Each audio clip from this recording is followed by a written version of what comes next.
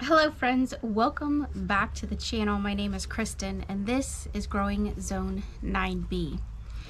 So today friends, we have been doing quite a few things. It's actually like the heat of the day right now. And so we just came in to take like a little bit of a break. And I just wanted to show you guys that, is this not gorgeous friends? This is my mint. So I have been drying the mint. I have just been air drying it. Now I do have a dryer, but I have not been using it. I've really just been testing nature and seeing how well it works. And I put in, I don't know, oh, look, I put in one of those dry packs in there. I have 2 of them in this because the jar is actually quite large. And the reason I did that is in case there still is any moisture in here, that it'll pull it out and keep any mold or funk from growing in here.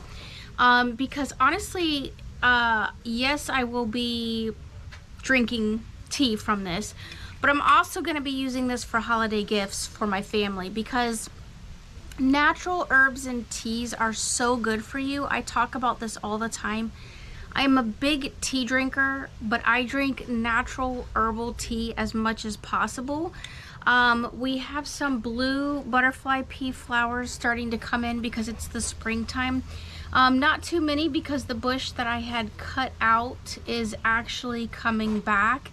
And so there's not a lot going on right there, but thankfully I've got still a half a gallon size jar full of dried blue butterfly pea flowers. So that'll last me. Hopefully this next year, this other plant that I planted will kick in and we will be able to get that this year. But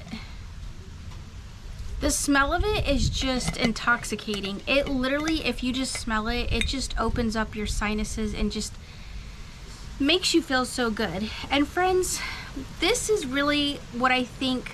And I'm not going to say all of us, because definitely not all of us, but there are quite a few of us that were really designed for the gardening world. We are just genetically not designed to sit in an office all day and to sit in front of a computer. It's not healthy for us.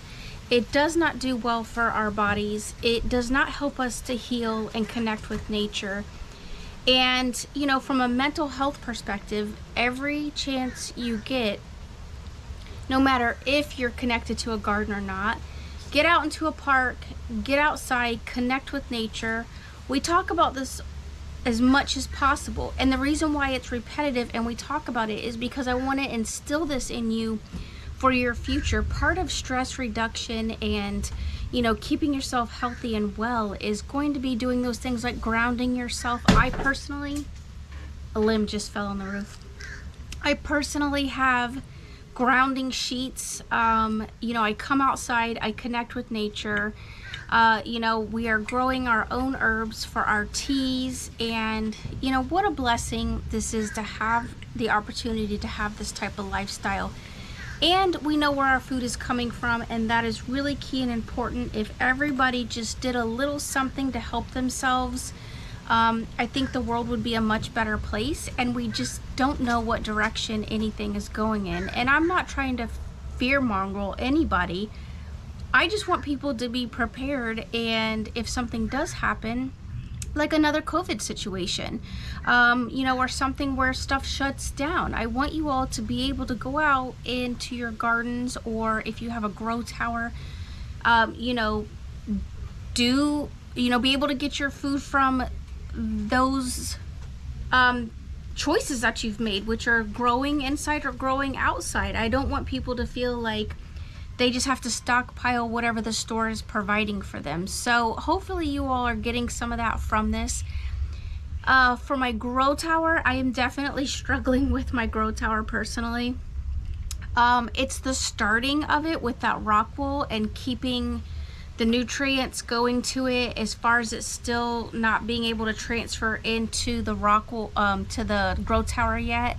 My plants are super yellowy and just look unhappy and not well. And so, like I said, I knew that this was going to be a learning curve for me, and it definitely is. I am not discouraging anybody from doing it. I'm just saying be prepared for a lot of like chemistry and steps as far as like a new person. I'm sure after you get the hang of it, it probably works wonderfully.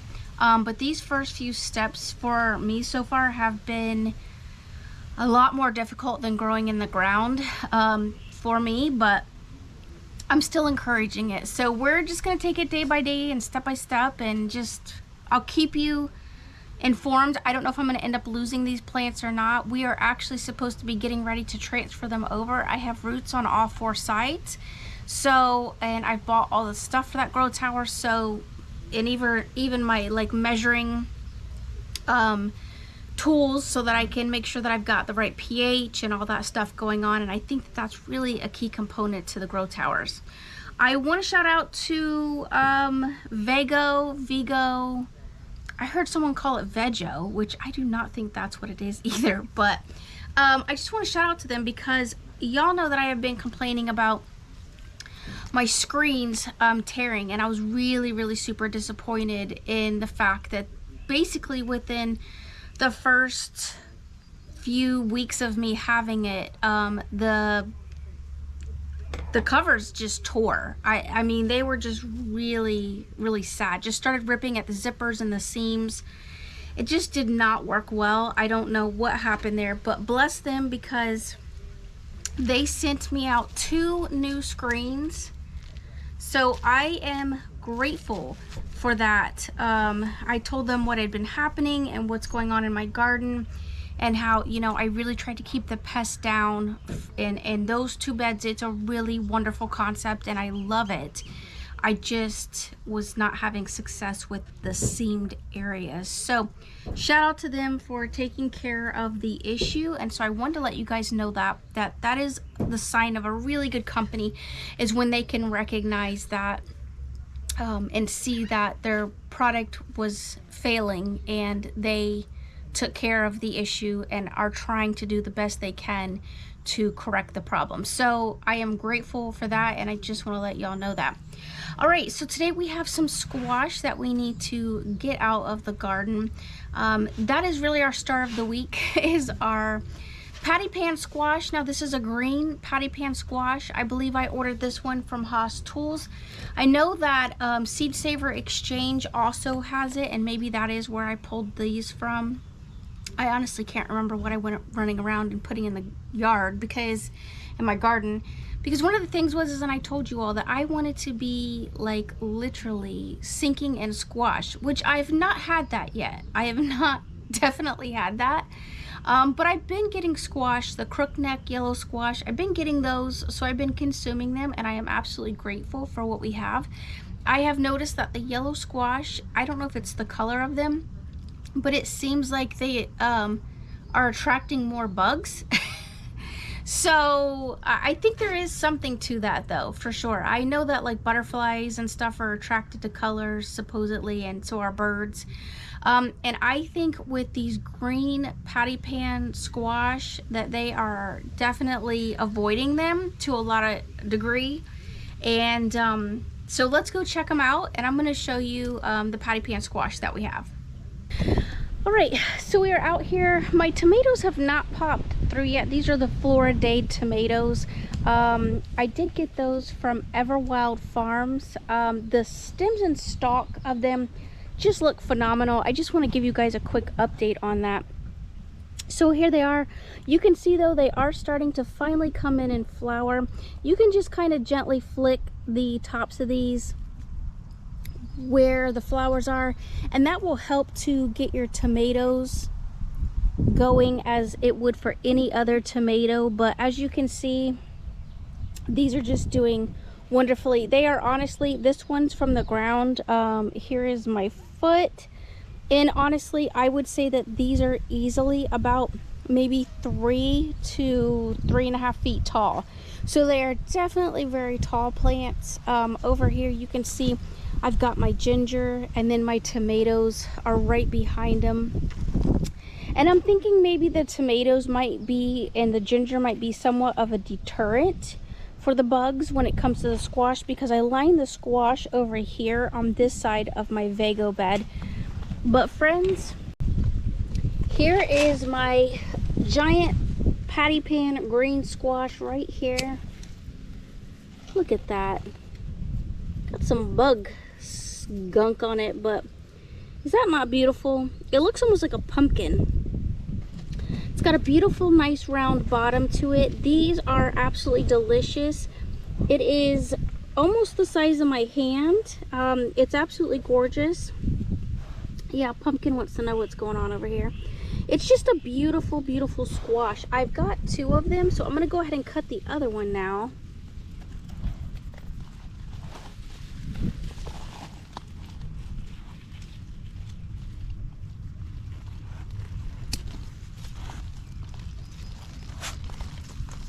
All right, here's my other one.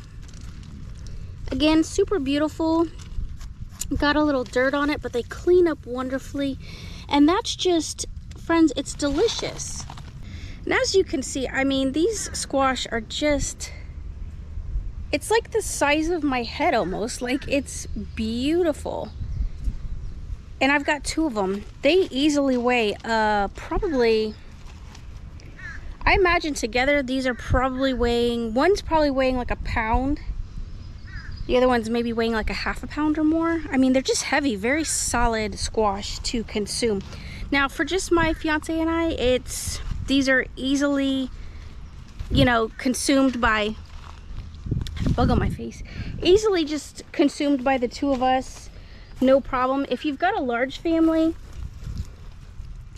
you probably want to make sure that, you know, you grow quite a few plants. For me, I only have the 2 plants over here. I've got 1 plant over in the front where the yellow crookneck squash is. I just put 1 over there on the edge, and then I put like 3 more on the other side. So, you know, you're looking at like 6 squash plants total as far as these go. Now next year, I am probably going to end up growing more of these just because, as I drop it, just because, I think that these have just done overall much better this year than my yellow traditional crookneck squash. And so I want to go with something that's easy to grow. Didn't really take too much out of me to actually just put in and, you know, enjoy. I love squash and tomatoes. I was hoping that my tomatoes would be in by now so that way I could enjoy it. But again, we still have so much abundance in the garden. I've still got kale growing in most of my beds. And like y'all know, I am still taking down that mint. And by taking it down, I mean cutting it out of the beds, and I am dehydrating it just naturally and then peeling it off the stem and making, getting my teas prepped for the future.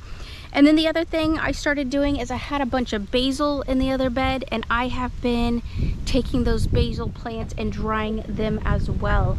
I am hoping to also start getting some bananas in. I haven't seen any shoots come off the bananas just yet, but they definitely look about the same size as my previous bananas looked when they started to produce. And so I am hopeful that this year we are also going to be getting some bananas. I'm really excited about that. But we are eating well from the garden right now. I also still have a cabbage that I haven't pulled, which at this point it's probably going to be a little bit tougher. And so what I think I'm going to end up doing is I could do one of 2 things. I could drop it in the freezer and then bring it back out and boil it, you know, and cook it down for a later time frame, make like a wrap with it. Or we can just juice it. And honestly, y'all know that I'm big into juicing, and so I'm probably gonna end up just juicing that cabbage. But it's good to know that at any given point, I can come out to my garden and just enjoy what is growing. That's really important, and I wanna encourage each and every one of you all to be doing the same thing, is connect with nature and know where your food comes from. I cannot preach that enough to you all.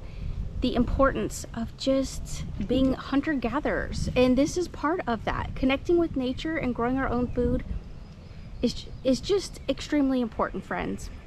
All right, so until next time, friends, love one another, be kind, and I cannot wait to see you guys in my next video. Go check these out. Maybe order you some of these green, I think they're actually white is really what they're supposed to be, but they look kind of green. patty pan squash. You're gonna love it. They have a delicious sweet taste.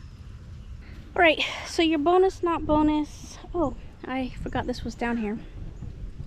Down here just in the pathway is a bunch of parsley growing. Friends, this is good. You want this growing in your garden or wherever it chooses to grow, because this put in your smoothies, it'll help to detox metals, heavy metals out of your body. Do your own research as always. I am not a doctor. I do not play one on YouTube. Oh no. I came out here because earlier today, oh bummer, I had some ripe Freedom blackberries. As you can see, we have some that are starting to turn a little bit, but there were actually some ripe ones, so I can only assume that the birds got them. But as you all can see, I'm super excited because this is going to be our next harvest, is getting all of these blackberries off the plant. Oh, I see one over here. Let me grab it. There it is. Oh, the leaf is hiding it. That one's not quite there yet, but there it is. So let's grab it before a bird gets it, because you can hear the crows. There it is. Look at that. That's what you want to see. I think I saw a snail. You got, oh yeah, look. Snails. Oh, look, another one. Snail. I just toss them over the fence. I should probably get some of that stuff called Sluggo or something like that, and it helps to keep, you know, pests off. But in nature, you're doing something right, I think, if you get a lot of bugs. I did watch someone, this is not really a bonus, not bonus, I just keep continuing. I did watch someone today. They kind of popped up on our, we just run YouTube all the time on our TV for the dogs to watch, and they popped up and they were like, and this is why I don't ever do videos like that, the 10 most plants that you need to be growing if you're a Florida gardener, and one of them was the guava. And this person said that they're centrally located. Now, I have purchased 2 different types of guava, and both of my guavas have died. One was in a bucket, and the other one, as you all know, we planted in ground, and it's right there. It's dead as a doornail. The roots on it are gone as well. I need to actually pull that out. I think what I'm going to end up putting in is that Persian mulberry. So yeah, friends, like do not listen to those people necessarily. I think it's a good thing that they kind of are guiding you, but I would never tell someone this is what you must grow.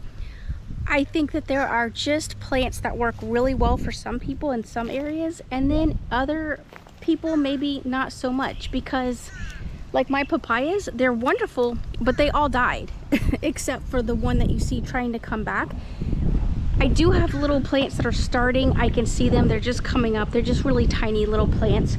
Now, papayas oftentimes will come back, and that is a good thing about a papaya. So I would encourage you to consider growing a papaya. I'm never going to tell you what you should or shouldn't do as far as that's concerned. Now, over here in this bed, you know, this is our pineapple area, which the pineapples are starting to like look even better.